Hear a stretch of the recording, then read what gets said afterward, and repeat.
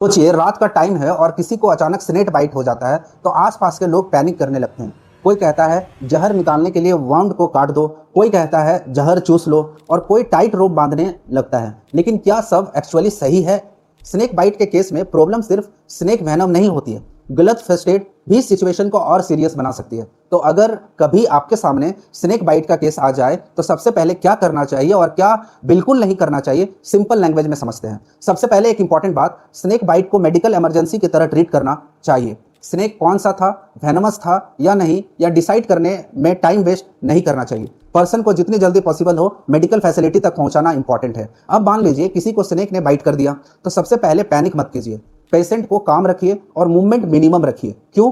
कुछ snake venoms body में blood या लिम्फ सर्कुलेशन के थ्रू स्प्रेड कर सकते हैं और अननेसेसरी मूवमेंट से वेनम सर्कुलेशन फास्टर हो सकता है। इसलिए पेशेंट को अननेसेसरीली चलने या दौड़ने ना दे। अगर पॉसिबल हो तो उसे सेफली ट्रांसपोर्ट करें और बाइट की जगह को अननेसेसरी टच या मसाज मत करें। अब आते हैं सबसे common myth, that is wound को ब्लेड से काट दो और ब्लड के साथ वेनम बाहर निकल जाएगा। बिल्कुल नहीं। स्नेक बाइट के बाद वाउंड को काटना डेंजरस हो सकता है। इससे ब्लीडिंग, टिश्यू डैमेज और इन्फेक्शन का रिस्क बढ़ सकता है और वेनम को इस तरह से रिलायबली बाहर नहीं निकाला जा सकता है। इसी तरह एक और पॉपुलर मेथड है, दैट इज वेनम को माउथ से सक करना। यह भी नहीं करना चाहिए। इससे वेनम को इफेक्टिवली रिमूव नहीं किया जा सकता और एडिशनल इंजरी या इन्फेक्शन का रिस्क हो सकता है। अब कुछ लोग बाइट के ऊपर बहुत टाइट रोप या टर्निक्विट बांध देते हैं। यह भी जनरली अवॉइड करना चाहिए जब तक ट्रेंड मेडिकल प्रोफेशनल्स की स्पेसिफिक गाइडेंस ना हो। बहुत टाइट बांधने से ब्लड सर्कुलेशन कॉम्प्रोमाइज हो सकती है और टिश्यू डैमेज का रिस्क बढ़ सकता है। तो फिर करना क्या है?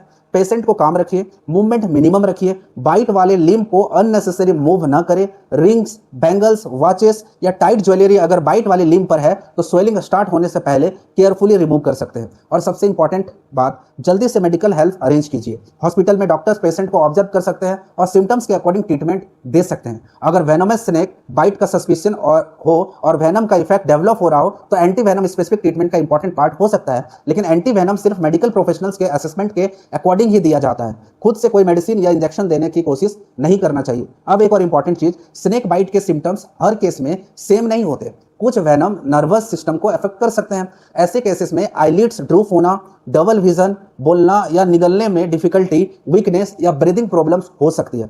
कुछ वेनम्स ब्लड क्लॉटिंग या ब्लीडिंग को अफेक्ट कर सकते हैं और कुछ बाइट्स में सीवियर पेन और स्वेलिंग डेवलप हो सकता है। इसलिए बाइट के बाद पेशेंट को सिर्फ इसलिए सेफ एज्यूम मत कीजिए क्योंकि इनिशियली कोई मेजर सिम्टम्स नहीं दिख रहा है। सिम्टम्स डेवलप होने में टाइम लग सकता है। और एक बहुत इंपॉर्टेंट वार्निंग, अगर पेशेंट को breathing difficulty, severe weakness, unconsciousness, abnormal bleeding, rapidly increasing swelling या डिफिकल्टी इन स्वेलिंग हो तो सिचुएशन एक्सट्रीमली सीरियस हो सकती है। ऐसे केस में इमरजेंसी मेडिकल ट्रीटमेंट में डिले नहीं होना चाहिए। अब एक क्वेश्चन जो लोग अक्सर पूछते हैं कि स्नेक को पकड़कर हॉस्पिटल ले जाना चाहिए या फिर नहीं, तो इसका आंसर है बिल्कुल नहीं। स्नेक को पकड़ने, मारने या आइडेंटिफाई करने की कोशिश में खुद को सेकंड बाइट के रिस्क में मत डालिए। अगर सेफ डिस्टेंस से फोटो पॉसिबल है तो फोटो यूजफुल हो सकती है, लेकिन पेशेंट की मेडिकल केयर डिले करके स्नेक आइडेंटिफाई करने की कोशिश नहीं करनी चाहिए। और एक मीथ, और हर स्नेक बाइट में वेनम इंजेक्ट नहीं होता। कुछ बाइट्स में वेनम इंजेक्ट नहीं होता, लेकिन घर पर यह डिसाइड करना सेफ नहीं है कि बाइट हार्मलेस है या फिर डेंजरस। इसलिए स्नेक बाइट को सीरियसली लेना चाहिए। तो एक बार क्विकली रिपीट कर लेते हैं। स्नेक बाइट हुआ,